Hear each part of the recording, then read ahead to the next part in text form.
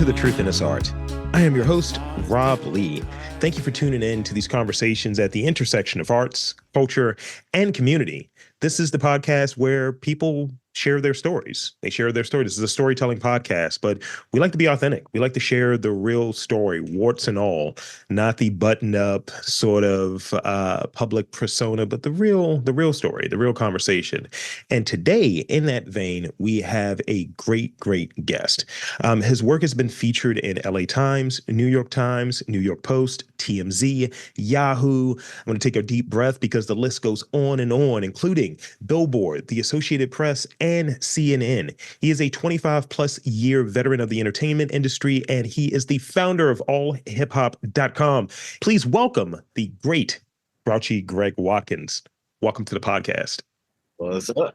Co-founder, founder of allhiphop.com, right? Yes, sir. Founder of All Hip Hop.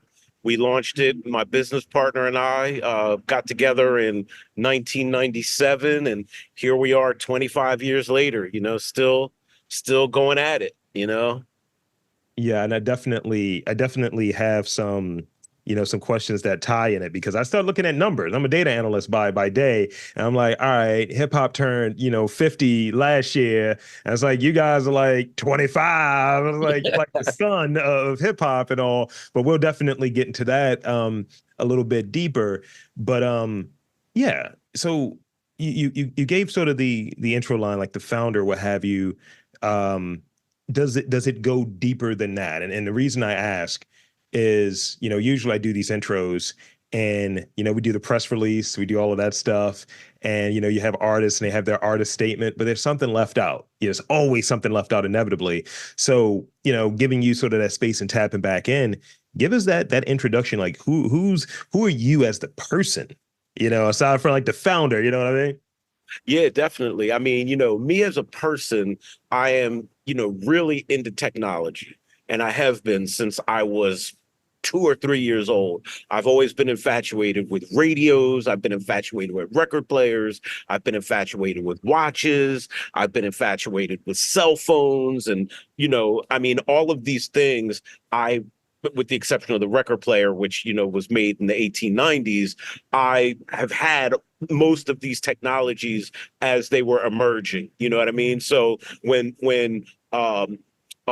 tape recorders became available for consumers, my parents bought me one when I was 2 or 3 years old, and we're talking, the mid 70s, when turntables, started becoming a big thing in hip hop. I had to have a pair. I had mixers. I had boom boxes with a TV on it. You know what I mean? Like, I just have always been interested in emerging technology. And, that's really how I found my way into all hip hop and, the internet. Believe it or not, it is hard to believe for some of your younger listeners that at one point the internet was an emerging technology, and so, that was something that immediately drew my attention because, my first career was as a record label CEO.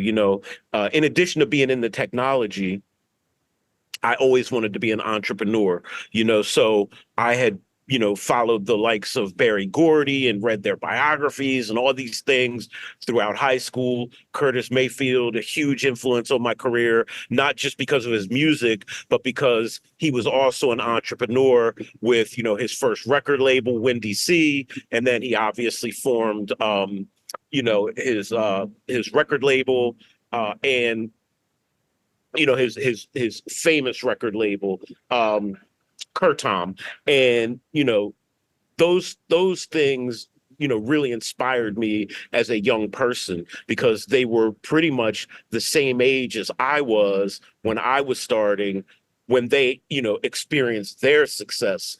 And so, I just, kind of mashed all these things together. And then because I've always been into hip hop culture, I mean, I've been into hip hop since I was, 7, 8, 9 years old.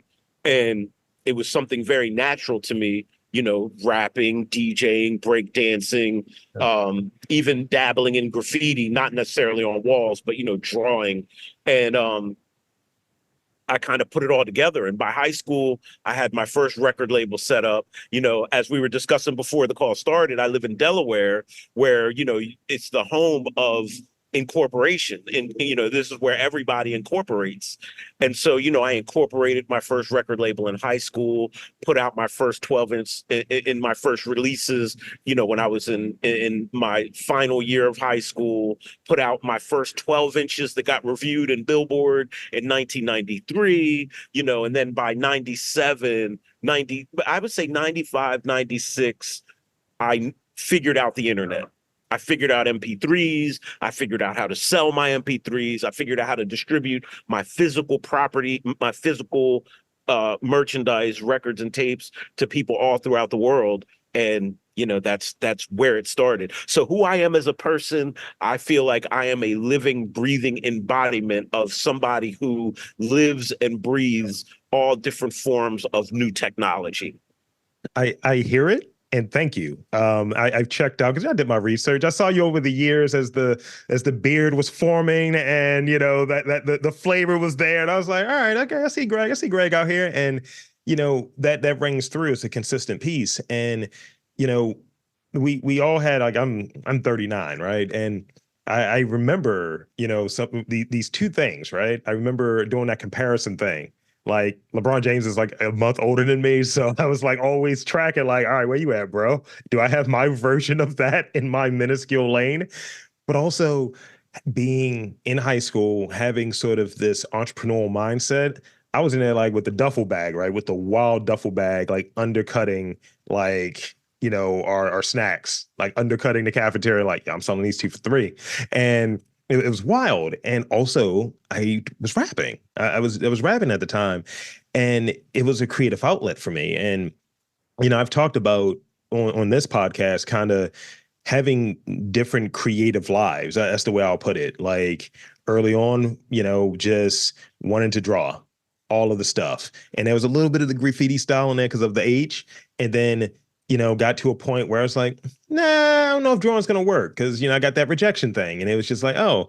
So I was like, oh, let me start writing. It was poetry and short stories, and then rapping, that's an era. That is an era. I used to wear nothing but Mecca, and I was a wild dude. And the cornrows were not good. The cornrows I had at the time were not good. They were very thick. At least Mecca was a good fashion choice.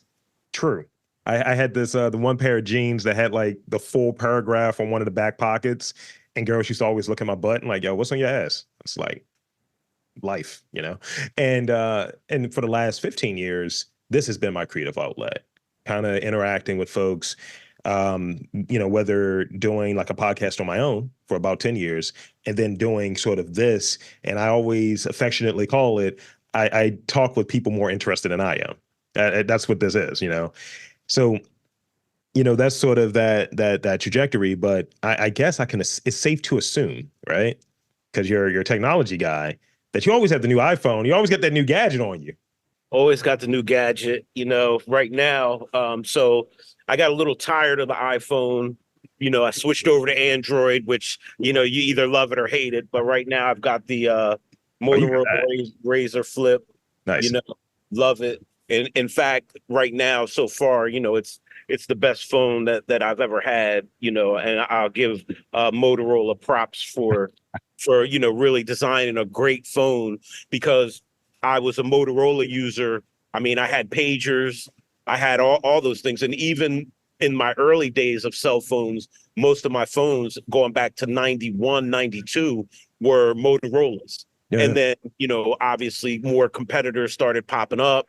Motorola really fell out, because they just, they were making Blackberries and all these other things that didn't stand the test of time. Sure. So when I saw that they had put out this new Motorola Razr, I had the original Razr flip phone that was, clam phone, and I loved it. I just loved the whole entire aesthetic of it.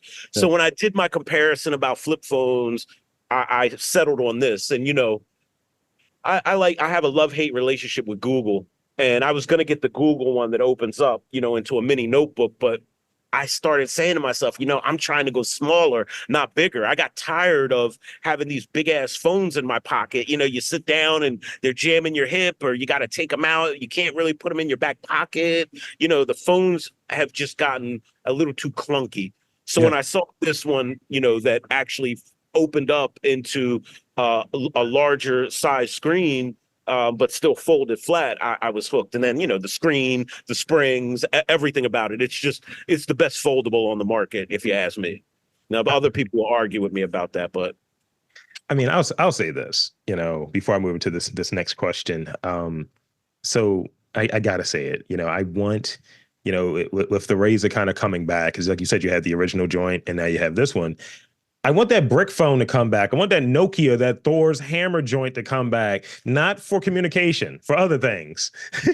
if I knew you were going to talk about it, I would have brought my original phone. I still have my first cell phone. I have Yo, it framed in a like a case where I keep kind of all of my important artifacts to me, that I've collected over the years, mostly technology pieces. So, my first two-way pager, my first brick phone, my first T-Mobile Sidekick, my first Palm Pilot. People forget about Palm Pilots, where you had these things that you could write on and save them. I mean, I had all those things, and they were all useful for me to be productive. I mhm. didn't just have them, like when I saw them, what really ensnared me into getting these things was not just a cool factor. It was, always, I can be one step ahead of my competition if I use this technology the right way, you know?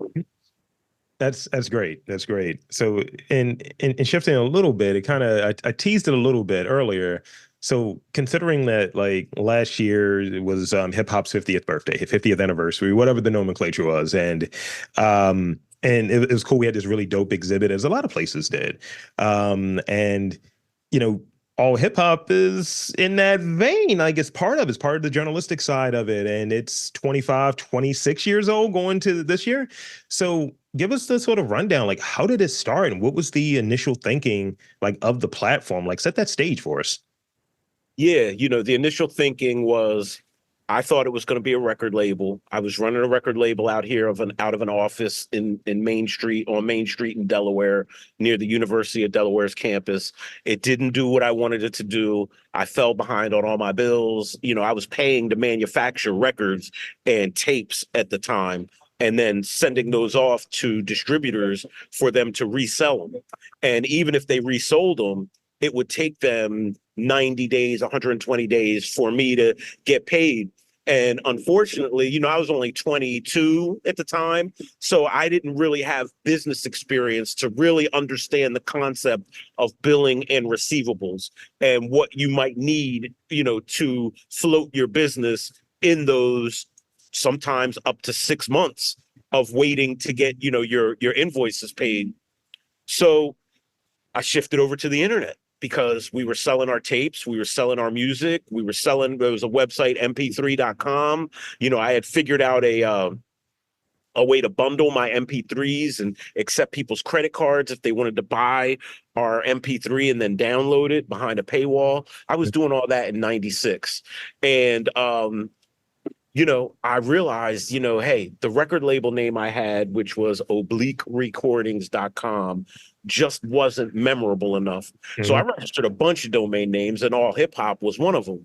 So if you look at the early the releases that we put out, if you look at the releases that we put out in late 98, there's 12 inches out there that have allhiphop.com on them, Nice. because I thought we were going to compete with Raucous Records or, somebody like that. And I noticed how much traffic was coming to the website. And so my current business partner, Chuck Creekmer and All Hip Hop, we go back to high school.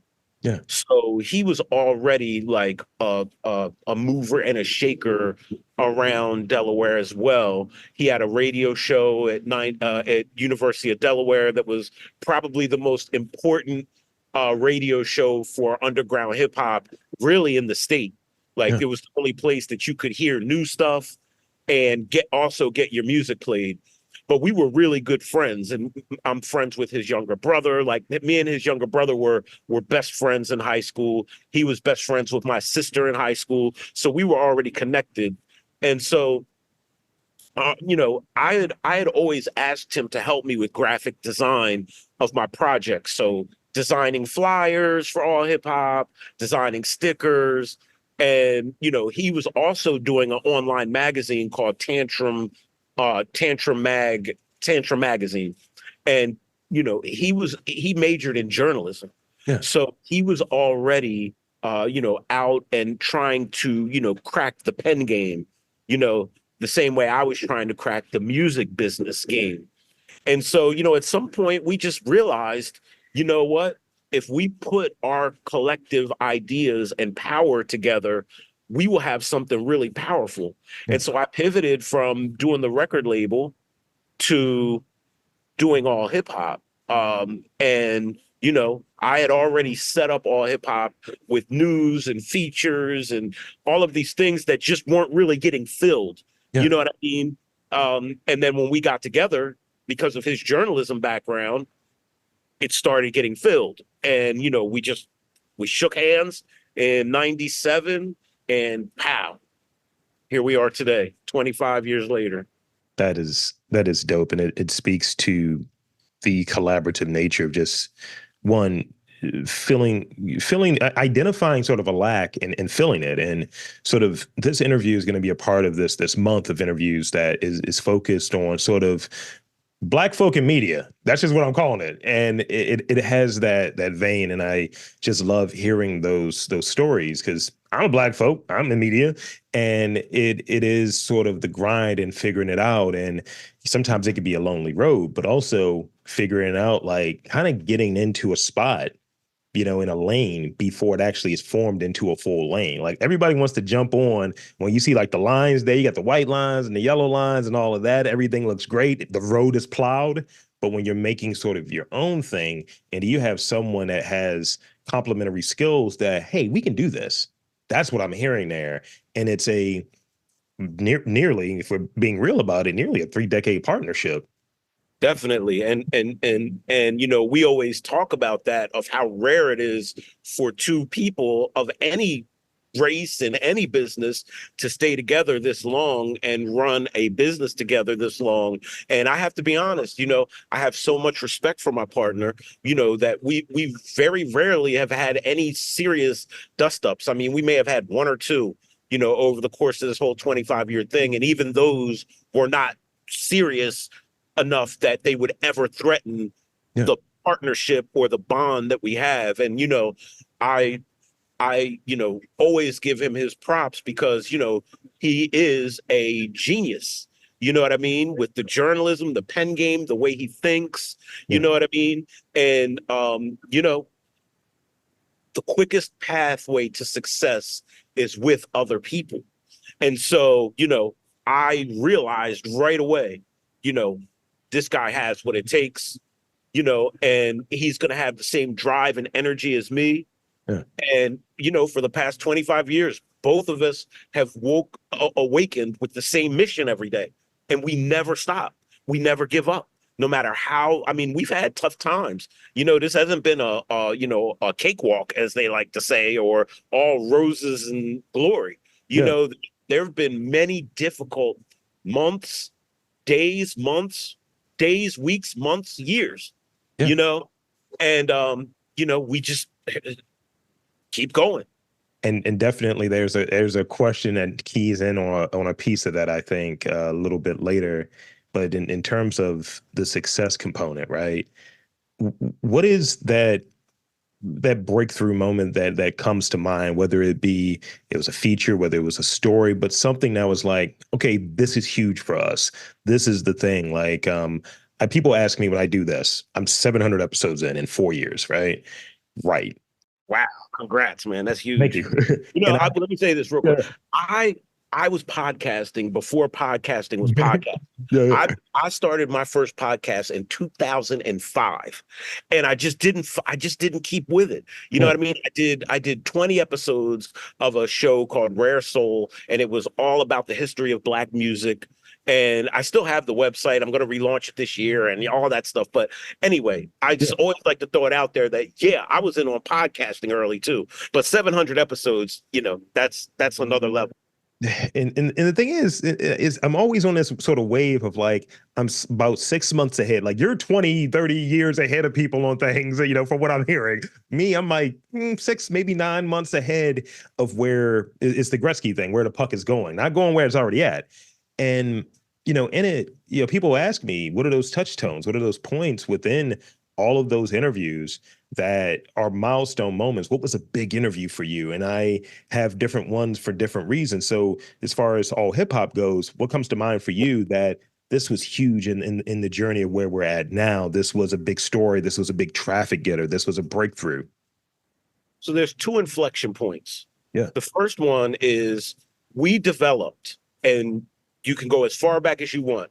We were the first brand in entertainment to send out wireless news to people's phones, their pagers, their two-ways. Nobody else was doing it. It was unheard of. We started doing it in late 98, early 99. And that was really a force multiplier for the brand. Every rapper wanted to be on it. A bunch of DJs emptied out their two-way, lists for me.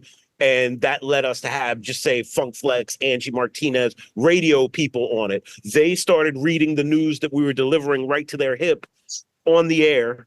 Yeah. And that, helped grow the audience. And then it just snowballed, to the point where, everybody in the business recognizes how influential these wireless messages were, whether it's a seasoned music executive like Leor Cohen or Russell Simmons or Diddy, to people like I mentioned, like Funk Flex, or the people that were on the airwaves, and how that helped them curate news for their shows when they went on the air. So that was a big deal. But ironically enough, one of the biggest stories that we broke was the murder of Jam Master Jay. We broke that when it happened in October 30th of 2002. And, in the subsequent months and years, it was a story that we never deviated from. Yeah. I had sources within his camp and people who were in the studio who gave me all of the information on why this death happened, who did it, how it happened. And we started publishing that in 2002 and 2003, that Jay was dealing drugs, unfortunately, because he wasn't making the same kind of money he needed for Run DMC. We talked about who his suppliers were in Baltimore and named them. We even named the amount of kilos of cocaine that he was buying and dealing.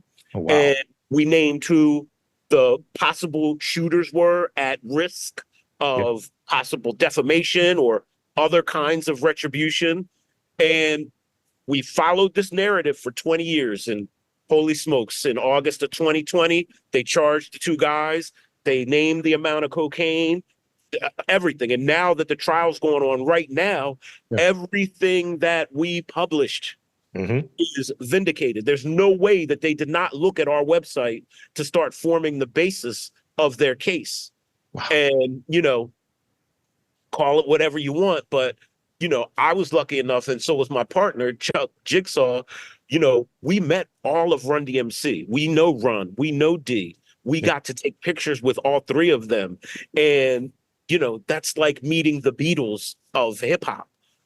So having Jay pass away in such an unsavory manner didn't sit well. And the fact that his killer and those accomplices were walking around never sat well. So we interviewed everybody. I interviewed his mom before she passed. I interviewed his brother. I interviewed people in the studio. I interviewed the hip hop cop who just testified. I interviewed everyone. And of course, they make Netflix documentaries off this, and those guys win Emmys. And no disrespect to those guys, I know them all. And both of the producers of those documentaries are friends of mine in the business, but they don't give the proper credit to the source that actually, was the first to break this story and how it happened and why it happened. And, it's one of those stories where, yes, if anybody wants to argue or try to double down on who should be taking credit for that, there's nobody else in the world but all hip hop that followed the Jam Master Jay story and broke it and was right. I mean, the judge the Honorable Judge D.R.C. Hall, she even cites us, going up to leading up to the trial. She passed out copies of all hip hop and the things that we were printing going up to the trial, to prosecutors and the defense, because we broke the story that there was going to be a third shooter involved, a third person they were going to be trying, and boom, there they go. A That's month later, a third person is charged. that, So and- that's yeah. one of those stories that defined us. But there were a lot. The guy who shot Tupac at the Quad Studio in '96 before Pac passed away, or '95, no, '94, excuse me, before Pac passed away. He admitted that to us and, apologized to his mother and Big's mom. And, the Jimmy Henchman saga with 50 and G Unit. We were involved in all of those types of things. But it was more than that, too. It's not just all the crime stuff, Yeah.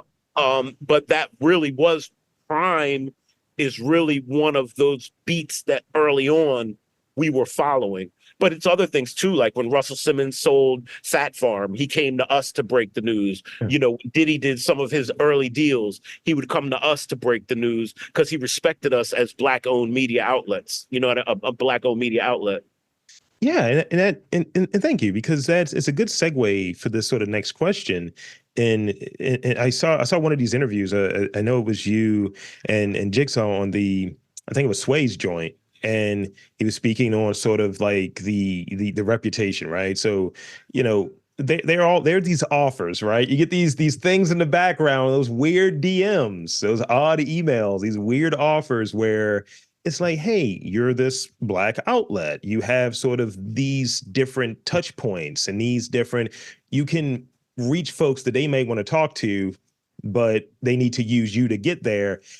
And I run into it in sort of my spot or what have you, but still the credit is weird. Sort of how that conversation happens is weird, but the platform, your platform, my platform to a lesser degree, has this purity, has this sort of like reputation, and that's actually what keeps those connections there, keeps you even from the longest time, as you were describing, sort of having the ear of these executives, having the ear of these folks that are in the scene to be able to help break and be an evangelist for what the aim is. So, how do you keep, all hip hop pure and reputable, in that while growing and seeing like folks that look like me and you taking these deals that look really weird sometimes? Well, I never knock anybody else's hustle. Everybody has their own thing. So, hey, if getting to the bag, quote unquote, if you get to the bag, I don't knock it. You know what I mean? But for us, we were born out of journalism and journalism ethics. You know what I mean? We weren't born on social media, or we weren't born, even though we created the urban landscape for rumors and gossip on the internet. We laid that blueprint. And same thing with daily news. We laid the blueprint. We laid these foundations for Black entertainment on the internet. Period. End of story. And we even when we were doing gossip or things that may have been salacious, they were still rooted in journalism. Sure. That, hey, if you wanted to call us out on it or say we were wrong, we could pull the receipts. So we've never been the brand that is rooted in anything but real journalism. And also, what's also important to us is the integrity. We're not here to tear down artists. We're not here to beef with artists.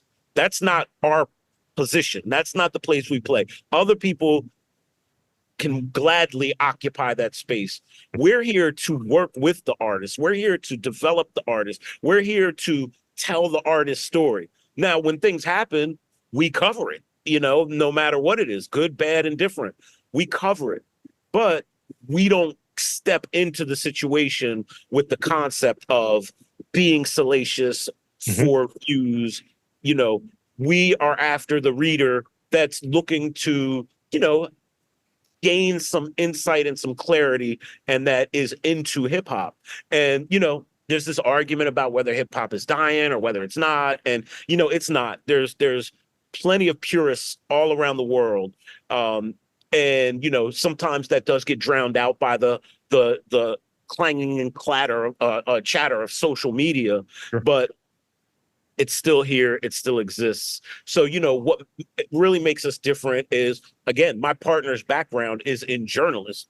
That's where it comes from. And Yeah. so that's what we live by, that's what we abide by. And that's that's what all hip hop is, first and foremost. We want to be something that is important to the culture of hip hop. And yes, we've had offers from everybody to buy us. I mean, just last year, I had, 3, 4 buyout offers because after the death of George Floyd, everybody is, trying to have some sort of involvement with Black media because of the amount of money that was committed by, big advertisers, which most of it is yet to materialize. But in any case, there's a number of plays going on where people want to own Black media so they can get to scale, so they can get to bigger dollars. And, just not the right offer hasn't come along for us.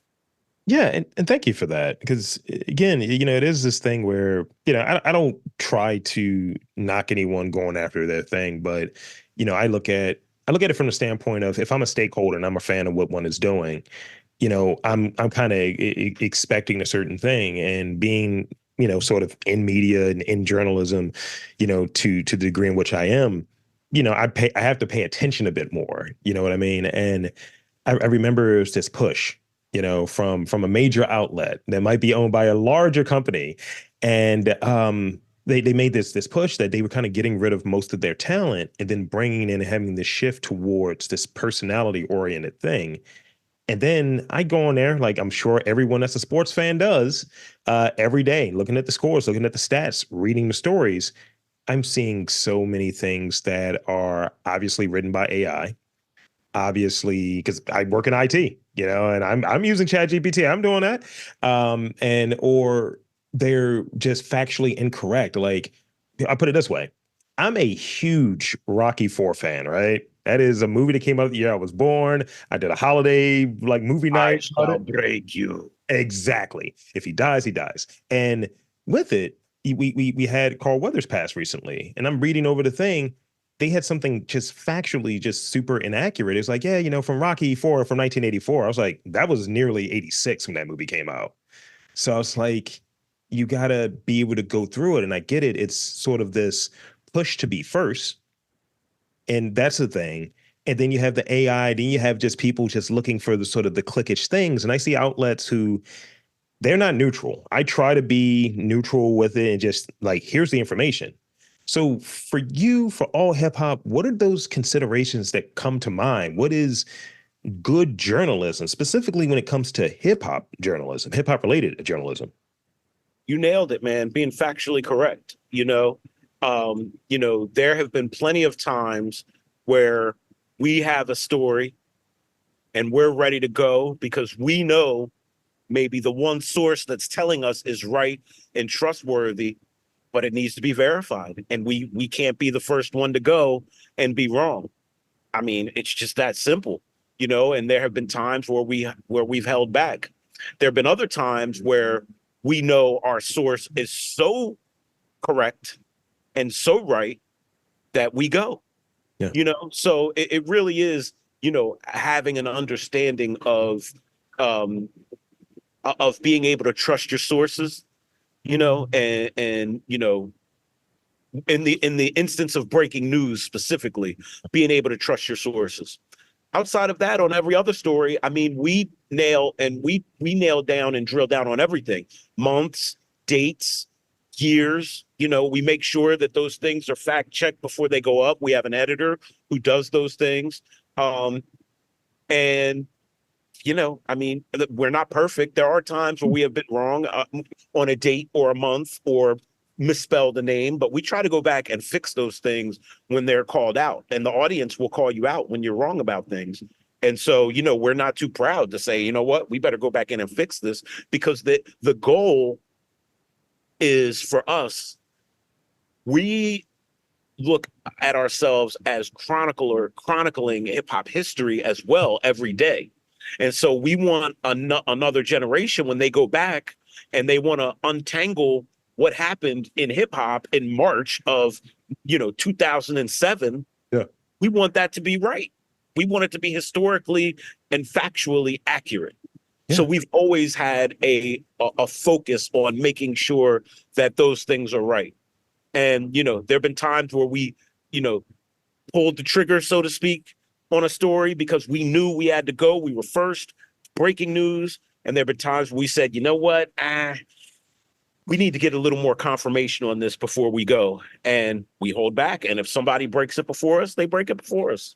I've done that a few times with having folks. The nature of this is conversational, right? And then you have some folks who they have a take, they have a position on a thing that it's like I don't know if that really fits what I'm aiming for, and I'm a bit apprehensive to run it. And you know, I've taken enough free speech courses, I've taken enough like English courses, and being around journalism, I have a degree in it, I have a business degree, but there are certain things like if you have someone that's a plagiarist, it's not a good thing. If you have to do a retraction, I remember that was a huge deal. Like on like nighttime news, if you're like, hey, we put this story out at 5 o'clock and at 7 we had to do a retraction, it's not a good look. So I think that those are considerations that have to be there, but getting it right and being able to, hey, I screwed that up. Let me fix that, because it's an archival asset. Like, and even in doing this, like I'm covering a certain time, a certain community, and doing within a certain framework, guiding a conversation in a way that is evergreen. People can go back to it. Like, let me listen to Grouchy Greg on this joint. Let me listen to him here. Like, oh, okay, cool. It's consistent. As I said, going through and preparing, I was going through interviews. I was like, all right, this guy's changing. I don't know what's up. He looks different. But so I got two more real questions. I got a few rapid fire questions I've been adding as we've been talking, because I like to have you on a hot seat. All right. So this is sort of this penultimate question. I think as time passes, we get clarity, right? For me, one point in this sort of 4 years of doing this podcast, I did over 300 episodes in a year. This is a part-time project, a passion, and I had this belief that I got to do more to feel like I'm worthy, because we get this comparison thing, we get this, we get that. Could you share for you like one or two things that you had to accept to be better at what you do? Like, I had to realize, like, I don't need to do that much. I can do this in this way. Have fun with it again versus being overly professional about it, overly refined. Like, have those those rough edges in there. Everything doesn't have to be smooth and polished. I had to learn those things. So for you, what does that look like that you had to learn and you had to accept to be better for you as an individual, but also for all hip hop? Yeah, well, a few things. You know, I'm big on these quotes from a book called The Art of Worldly Wisdom. The Art of Worldly Wisdom is basically the genesis for the 48 laws of power. Every one of the 48 laws of power come from the Art of Worldly Wisdom, which has 300 of these maxims. You know what I mean? And has 300 of these maxims, and one of those maxims is, he who's all in all carried all with him when he carried himself. So it means you can't rely on anyone else. You have to kind of accept that you are going to be the person that is going to be responsible for everything. That doesn't mean you don't have partners who aren't responsible, but it means that you need to accept your responsibility for what you are doing, and that means understanding. You may know a lot, but you don't know everything. So it's constantly learning. So some of the things I learned very quick was, there are people out here who are way more talented than I am, and I don't need to compare myself to them. I have my own unique skill set. I'm a unique person. I'm a unique individual. And so, I did go through a phase where comparing myself to people, especially at the beginning of social media, everybody looks so great online and everybody's doing something so cool. And, those can lead to, real image issues with yourself. So, I learned early on, that I'm not perfect. I need to accept that I'm human and that I make mistakes. And if I make a mistake, try to correct it and, go back to the drawing board. But I'm very big on self-improvement and self-knowledge and gaining knowledge. I mean, I listen to music, but I listen to more things that are good for my mind more than anything else. Inspirational speakers, podcasts on advertising and ad tech, things that actually make a difference in how I make my living. Yeah. So those are the types of things. Another thing is you know I'm never ashamed to speak about this. I have some partnerships that I'll be announcing soon, probably premature to talk about now, but accepting that, hey man, you can't become an alcoholic in doing this business. In this business, in my position, everything is free. Liquor, drugs, designer drugs, it all is there for you to take and do. Yeah. And there were definite times where I overindulged in these things. And, I'm proud to say I've been sober for 2.5 years, no drinking, no smoking, no anything. But that is something very big about myself, that I had to accept. My father's an alcoholic. All of my family have issues with addiction. And so, accepting that and making sure that I do not go down that pathway, because it would be very easy for me to do. I just came back from the Grammys, and everything that I did for the most part was during the day. And Yeah. even during the day, there were things that were open bar, but I deliberately went back to my hotel room at night after our event, uh, because I didn't want to have to deal with the temptation of Yeah. drinking alcohol specifically. Now, I know I'm strong enough and I wouldn't have drank, but in all honesty, it's like, hey, I did everything that I needed to do and I was very productive during the week. There's no need for me to be hanging out till 1:30 in the morning, 2 in the morning. Yeah. No, thank you. It's very vulnerable, very open, and I've done this thing over the last 6 months where I've been doing this weight cutting thing and all of that. And it's just certain things. It's just you see it. I don't like being rolled. I don't like feeling like, hey, I got a bill of goods. It's like, yeah, man, go out, man, live the lifestyle. It's like, nah, G, I'm all set. And I just having this sort of regimented thing. And for a bit, I felt like, yo, I'm unfun. I don't like this. But that's something external telling me that. And I was like, what I am doing is this, and not having anything that it's a sort of reasoning or cause, anything health related. It's just like I'm making this sort of choice and seeing where it goes. And there's certain things where I don't knock folks when they have like, yo, I am addicted to soda, bro. I can't get past it. It's just certain things that I'm just not into. But I think your point around, I don't need to be out here doing this because it's just there. It's just around. And, folks go through like my birthday was a few weeks ago. Folks are like, hey, man, let's go out and get, cake. I remember one year I had 5 people take me out and we just got like sugary nonsense. I'm like, yo, I could do one of these. I can't do all 5 now. I appreciate it.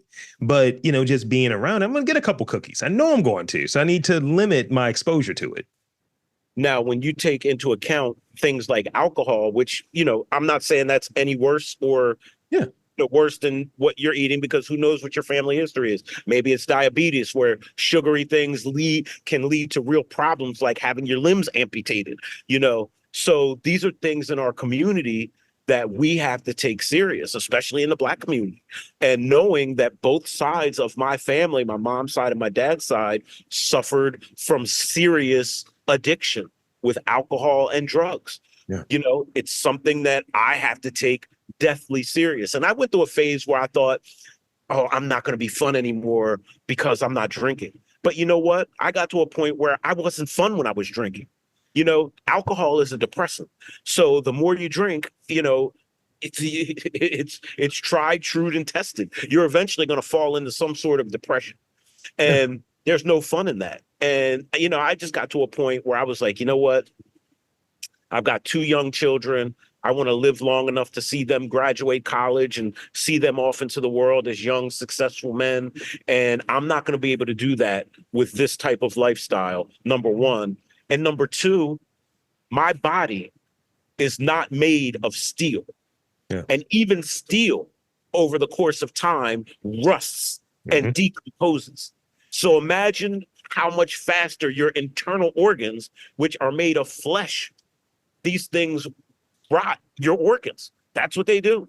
So I just said, you know what, man, I just, I have no shame in it. I have no shame in my testimony and telling people. And if I can help people specifically in the music business understand that you don't have to be drunk and high to participate in this business. I do go out to clubs at night and I do go out and hang out at certain events. There's just no drinking or smoking involved in it. Yeah. You know what I mean? And it's still just as fun. A lot of times you look back and realize the most fun of your journey is the journey itself, not the drinking and the smoking. It's having your goals set up, the thrill of accomplishing your goals and the things that you've set out to do. When you say, you know what, I'm going to do this. I'm going to hit this goal. It could be a financial goal. It could be a personal goal. It could be a fitness or weight loss goal, any of those things. But the thrill is in hitting the benchmarks and the goal. Yeah. So I got the one last real question, and Then we have to talk about Delaware. we got to talk about Delaware a bit too. I like to get sort of the full story, right, from folks. And often I think when we go through, like we look at our biopic, right, as like, this is a 2 hour movie. And it's like, yeah, it's really 4. You left out all of that stuff when you was like mid for like 20 years or whatever the thing was. So, you know, talk a bit about some of those, like the negatives, but negatives in this way. Like, we have our positive, we talk about our wins, but sometimes rejection, I think it's often a thing for folks that is deemed as a negative, as a challenge. But I think, because I'm on the petty awards, I'm there. Like, when someone rejects me and then he suddenly come back around, oh, please believe. I'm like, yeah, tell me more. Why you didn't like me now? Now you're messing with me. It's like I'm Mike Jones right now. So can you speak on the positives of rejection, like, or sort of not that full acceptance? Like, speak on that a bit. Yeah, when we were getting started, I mean, we were rejected by everybody and everything. People thought the internet was for nerds. There was still a magazine ecosystem, honestly, throughout our 25-year career, I think it's safe to say that we are a bit of an outlier to the music industry because we are fiercely independent. Nobody owns us, nobody controls us, and while that's good in many aspects, there are some negative aspects to that. But the concept of rejection, whether it's being rejected by somebody you love or being rejected in business, rejection, and I know the audience hears this all the time probably, but rejection is something that you should practice with. Rejection is something that you should use to build strength and character. It's not something that you should necessarily take personal. And you should be looking for the lessons in the rejection. Why were you rejected? Could you have approached things different? Could you have done things different? You really have to have a you have to be able to self-reflection. One of my favorite sayings, again, from this book is, there are mirrors for the face, but there are none for the mind. Mm. You can't, there's no mirror to look in at yourself in your mind, so you have to be cognizant of that, and you have to constantly be self-aware. And so rejection becomes less painful. Now, I mean, listen, I've been in relationships that have failed. I've been in relationships where, I was supposed to get married and I was engaged and it imploded. Sometimes I blamed it on all hip hop and saying it's because I'm in this big business. But at the end of the day, those things failed because of my, my inadequacies, drinking, smoking, hanging out late. Not, I could have done things different, is the point. And that's true for mostly everything. So, I mean, I look at rejection much different now, obviously, because I'm a bit more seasoned. But for all of the young people that are listening, you need to learn to accept rejection. And then rejection doesn't feel so much like rejection as much as it feels like a tool for you to learn how to do something different and find the lesson so that you can become a better person or a better businessman or woman, or whatever you identify as. Yeah, yeah. No, that's great. That's a great spot for us to kind of wrap the real questions on. And I like to look at it like this. I use the I watch the old kung fu movies, right? And it's like, yeah, I couldn't take those kicks. Now I can take those kicks of rejection. It's like I'm blocking that now. Oh, okay, you got a little bit more steam. Well, it ain't much, I'm blocking that. Flipping your head again. All right. So I got a few, and I definitely want to key in on the first state as well through the lens of arts, culture, and community. But here's the first one. These rapid fire questions. I like to give these to folks because it's usually something that either I'm super curious about, something I saw maybe in the research, or something that stood out in the conversation earlier. So the first one I got for you, and don't overthink these. Like whatever your answer is, it's like that's your answer. What was the first record you owned? The first record I owned that was my own, that I bought with my own money, was The Drifters. I'll Take You Where the Music's Playing. One of the best albums by The Drifters came out on Atlantic Records. Atlantic Records was and still is, but was a historic label for Black and jazz artists. But that was the first full, record that I bought on my own. And I still listen to it probably once a month to this day. I mean, everything on it is great. That's dope. I didn't buy my first one, but this is actually kind of funny. The first record that was mine, it was a birthday present. So technically it's kind of like money that's being, Dells. I was 13. It was what is it? Wu-Tang Forever. And that's when my dad's like, saw us whining. And I was like, all right, then cool. I'm gonna keep listening to this though. Oh, Doc is on ODB. Fantastic. I was riding around in my little Jeep when that album came out, bumping it, big rims on my car and all that. I mean, I just say that to say, like, gag, you're making me feel old. So I'd be remiss if I didn't ask. So yeah, Grouchy Greg, that's the name. Do you have a favorite Sesame Street character? That's a ridiculous question, I know. I mean, I did like Oscar the Grouch. I do think he's the funniest character, but I didn't name myself after any Sesame Street characters, but I always took to him. I love Trash, his songs, his attitude, his nasty attitude, stuff like that. Because he was nasty, but he was also like a funny guy. Oh yeah. And because we're recording this, and you're enjoying something that I'm jealous about. I need to confirm which one it is. Coffee or tea? Coffee all day. I don't drink it all day. I'm saying coffee over tea all day. Absolutely. I've been on this cortado kick. I do like, that joint is like I do like two of them before noon, and then by the afternoon, it's just like, all right, I gotta switch to green tea. I can't just be out here because my partner, she'll be like, yo, you just drink like you're starting off with like a black eye. Like, why are you just espresso? That's just what you do? I was like, I do. Mind your business. Okay, this is the last sort of rapid fire one, and I think this is a ridiculous word. Ridiculous question. What is a word that you absolutely just hate hearing? You're like, I don't write that. I don't like hearing that word. Some people don't like the word moist. I don't know. I never really thought about that. There's not too many words that when I hear them, I hate. It's an odd question. It's an odd question, but people have those. No, no. That's a short one. I like it. I don't like yes. It's like yes gonna cost you. That whole thing. So tell us a bit, for the folks, because as I was touching on earlier, before we got into like the main crux of the conversation, like the sort of pre-chat. Talk a bit about like the first state, about Delaware. You're up there, so like talk a bit about like the arts and culture there, because that is, I've been curious about it. Like I was, telling you before we got started, I was doing these interviews in Philly, and obviously I'm taking a train up and I've got to go through Delaware, and it's a neighbor. So all I know is like biting. That's it. Tell me about Delaware. I mean, there's a lot going on here. To start off, obviously, Biden, Senator Chris Coons is introducing an act for artists called the No Fakes Act. I just interviewed him. It's online. You can Google Chris Coons, Grouchy Greg.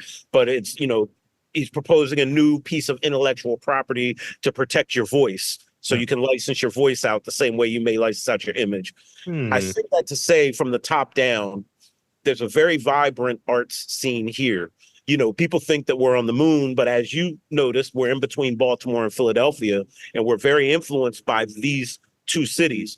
And, the creative economy is here. It drives over $1 billion worth of revenue into the economy. I'm on the state council for the arts, so I get to see, all of the different types of arts, whether it's fashion, painting, music, poetry. I mean, anything related to the arts, I'm pretty much involved in some way, shape, or form. And it's great here. I mean, there's no sales tax, the property value is very good. And let me give you a little gem here. So when people think of Delaware, they obviously don't normally think of the entertainment industry, but the entertainment industry was born, from Delaware, the entire entertainment industry.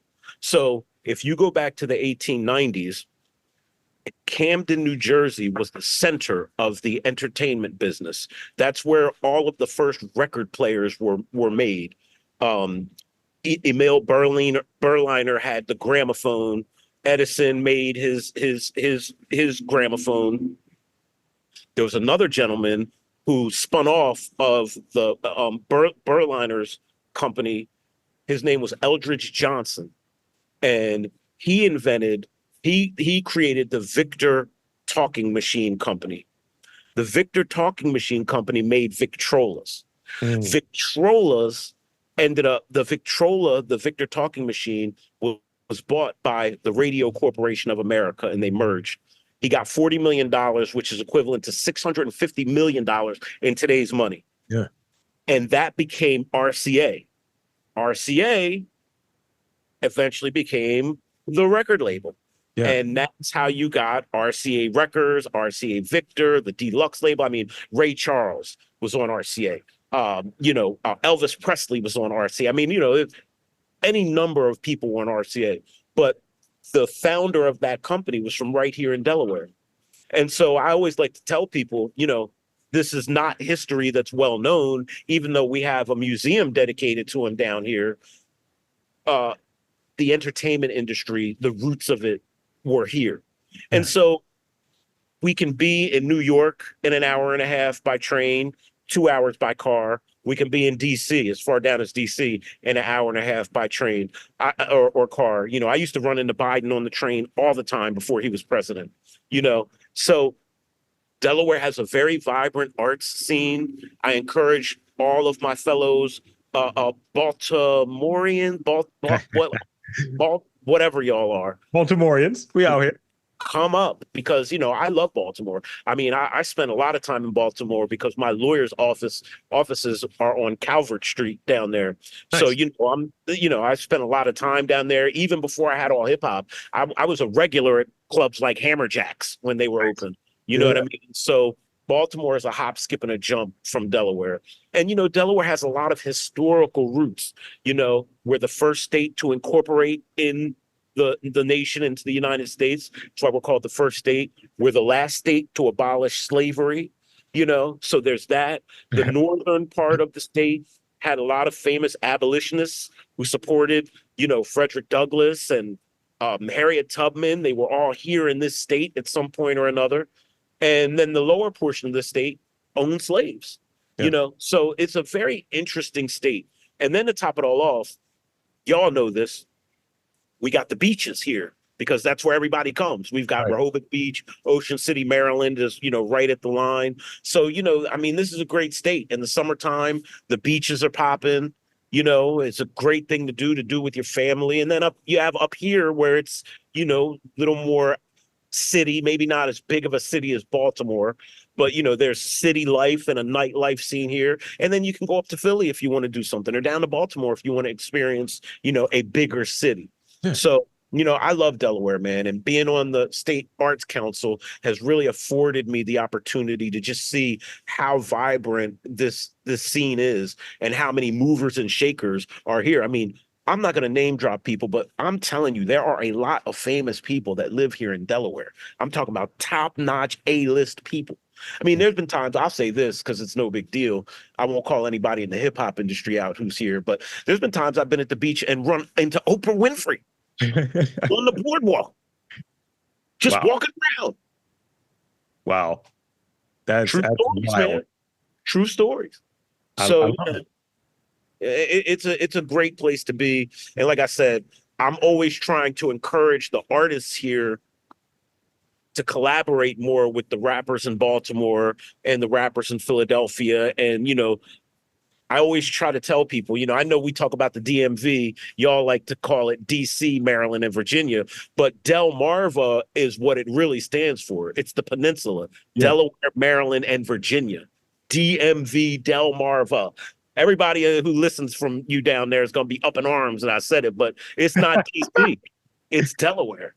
And Yeah. so I just always encourage, there should be this real collaboration from an industry standpoint and from an artistic standpoint amongst this great peninsula that we live on. That's a great way to close out, and definitely we'll be talking because I got some ideas. But in that two things I want to do. One, I want to thank you so much for coming on, being a great guest. This is truly going to be a really like highlight of this podcast and this sort of arc. And two, I want to invite and encourage you to share with the listeners like your social media, website, all of that good stuff. Shameless plugs. The floor is yours. Allhiphop.com, ALLHIPHOP.com, no spaces, no dashes. Allhiphop.com on all social medias, Facebook, it's ALLHIPHOPCOM, Twitter, same thing, Instagram, same thing. For my personal socials, everything is at Grouchy Greg, GROUCHY, with the exception of Facebook, it's just Grouchy, GROUCHY. I managed to snag that one word when they let you start getting custom domains on Facebook. Love it. So that's it. Please log on, check us out. It's a great website. If you're into hip hop culture, this is where you get your crash course on what's happening. And there you have it, folks. I want to again thank the great Greg Watkins, Grouchy Greg Watkins, for coming on to the podcast and sharing a bit of his journey and the story behind all hip hop. And I'm Rob Lee, saying that there's art, culture, and community in and around your neck of the woods. You've just got to look for it.